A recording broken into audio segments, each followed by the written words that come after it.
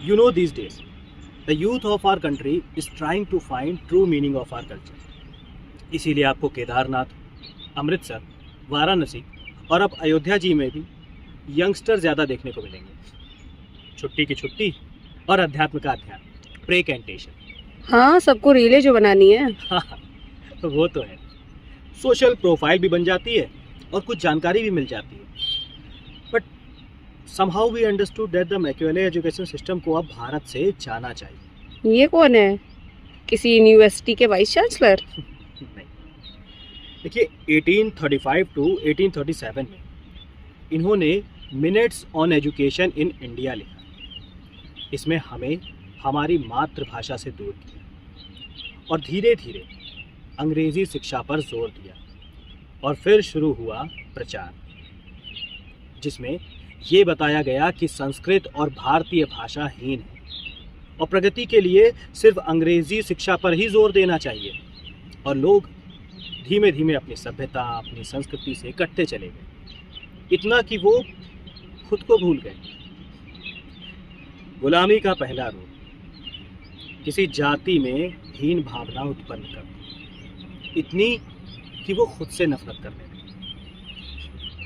इसीलिए आज भारत में लोग कॉलोनियल माइंडसेट से ग्रस्त हैं।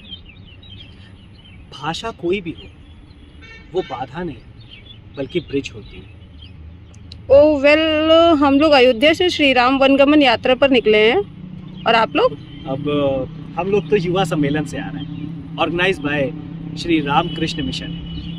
हम लोग जिस ईश्वर में विश्वास करते हैं उसके होने का साइंटिफिक एविडेंस कैसे मिलेगा? ये बहुत अच्छा सवाल किया आपने। और ये सवाल अक्सर नरेंद्र भी किया करते थे। और जब इस सवाल का उन्हें जवाब मिला तो वो विवेकानंद कहलाए। उन्होंने अपने गुरु श्री रामकृष्ण परमहंस से ये सवाल किया और बड़ी ही सरलता से उन्होंने जवाब देते हुए कहा कि उसके होने का प्रमाण मैं।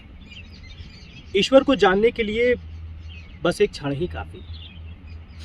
लेकिन ये तार्किक बुद्धि जो है ना, ये हमें मानने नहीं देती। मानिए आपने कोई बीज देखा तो आप फूल को स्वीकार नहीं करेंगे, क्योंकि आपको नहीं पता कि वो आगे चलकर फूल बन जाएगा।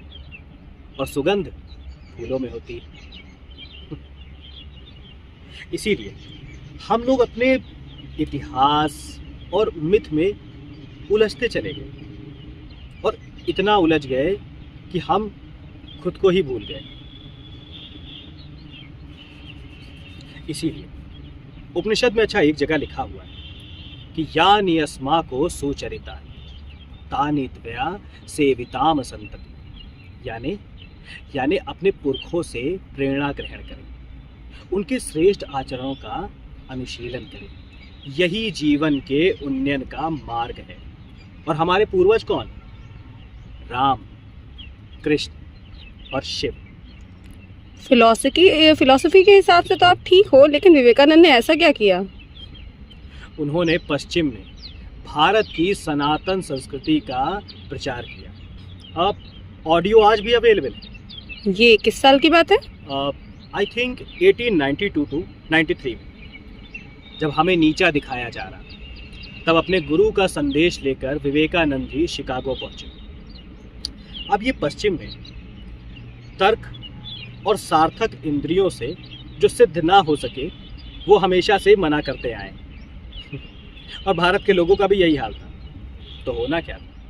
विवेकानंद जी वहाँ पहुँचे और उन्होंने डंका बजा दिया भारत के नाम का। कुछ एनेक्डोट्स मैं आपको देता हूँ। अच्छा, लिंक मैं आपको शेयर करूँगा, आप वो पूरी स्पीच सुनिए।